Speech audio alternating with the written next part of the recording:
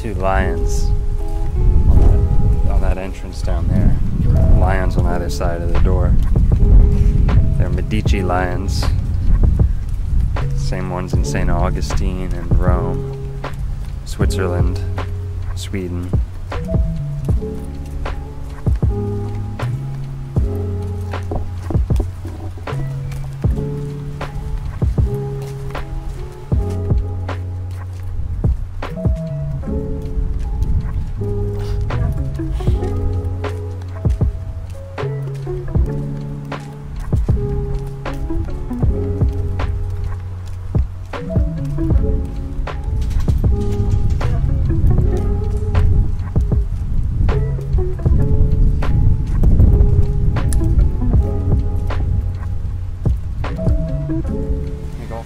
Looking at the largest kapok tree in the continental United States, here on what used to be Henry Flagler's property.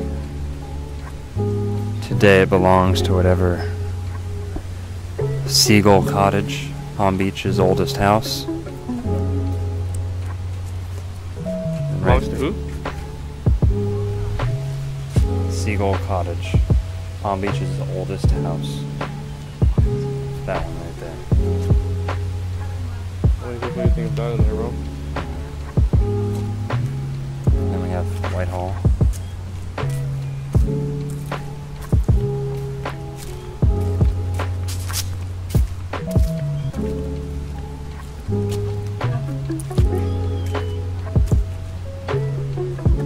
So there's I urns. was getting ready to like go inside of everything, bro.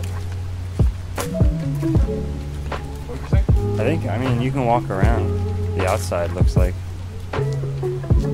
that building right there is completely copper on the inside. That one? Yeah. Copper. Well.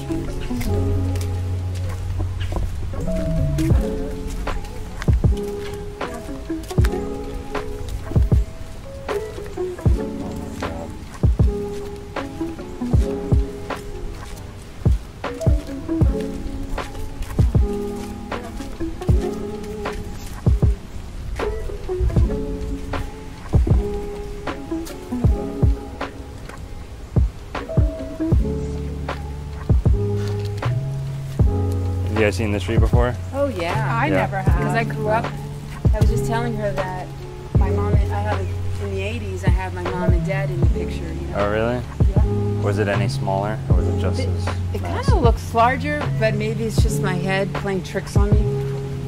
It does look a little larger, Do we believe know it or how old it is? So I'm one of the few people in the state that know how old this tree actually is. Can we guess? So it was planted by, and we're filming, I hope you don't mind. You're not gonna Oh, okay. Not be at all. in it or anything. So You guys want to come on? it was, it was planted Not unless I have my in glasses the on. 1830s. The 1830s. Planted in the 1830s. I said 200 years. But Florida was only a state in 1821. Okay. So how can that be? And these are only found in the Caribbean and South America. Well, the tree was a gift from another wealthy businessman. Or maybe Flagler had brought it himself back. But the tree originally had been planted in 1830 in South America. He brought it back with him and planted it here.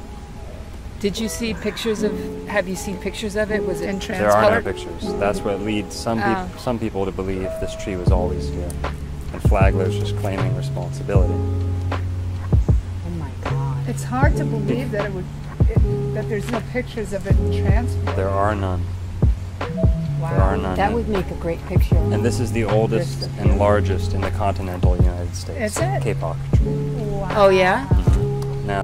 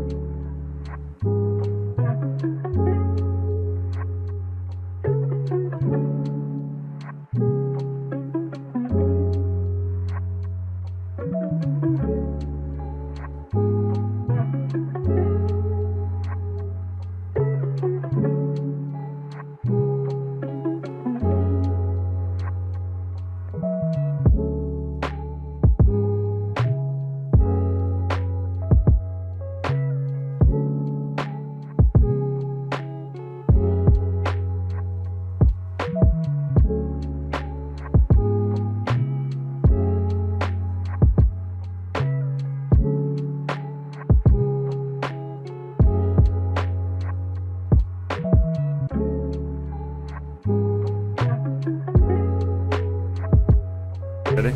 Yeah. Still going, I think. Okay.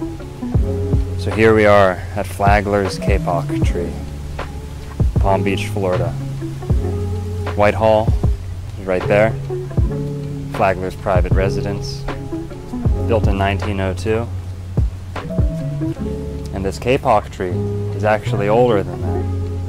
It was originally planted in the 1830s in South America, or the Caribbean, Central America. That's where these trees are native. They're not native to Florida. So, Flagler, as the story goes, either brought this back with him or was given it as a gift in the 1890s. Now, the tree would have been 60 years old at that point and was transported across the ocean to Palm Beach and planted by Flagler. That's what we're told. Now, originally they didn't know how old this tree was. They thought it was planted at the same time that his mansion was built in 1902. But what happened was they looked around and they realized the Kapok trees that were around in other areas that they knew were older than that were actually smaller than this one, leading them to believe it must be older than we're being told. Although some say that it's an example of hypergrowth, where a tree, for unknown reasons, being right next to the water, the humidity, the salinity of the air, for whatever reason, performs better in a non-native area than a native area, and has grown faster and stronger, quicker. But that still isn't enough to account for the size of this tree.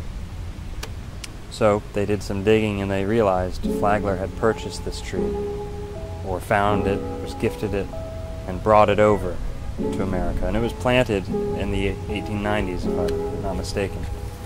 Late 1880s, 1890s. So he took a relatively grown tree, shipped it, planted it here, and now it's thrived to what we see today. Now, okay. Here, I'll stand in, get it from this angle.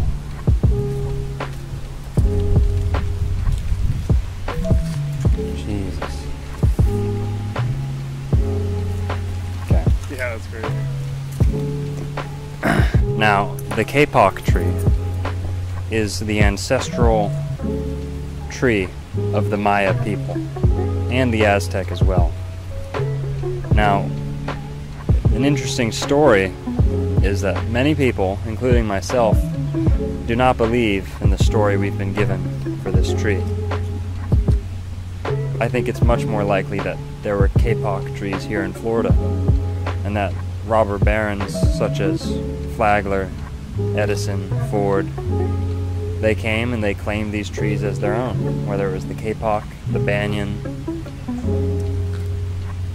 Now, we know they cut down all the bald cypress, the monster bald cypress, so. But basically, what we have here is a connection between Florida and the Maya people. This tree belongs to the Maya people, and it was transported here by Flagler. That's what we're told. Now, an interesting story about Flagler. Miami Beach was going to be named after Flagler. When he was told of this, he said, "No, don't name it after me. Name it Miami. Maya, me." You can see he may have been connecting some of the dots for us there. Many people believe the Maya were in Florida, possibly building the mounds and pyramids that are found here. And the Miami may very well bear the name of the Maya themselves, being the northern extent of their empire. But I think it's very odd that Flagler would name the city Miami, when the Miami people of Florida lived near Lake Okeechobee, not near Miami. So, was he saying the Maya lived here?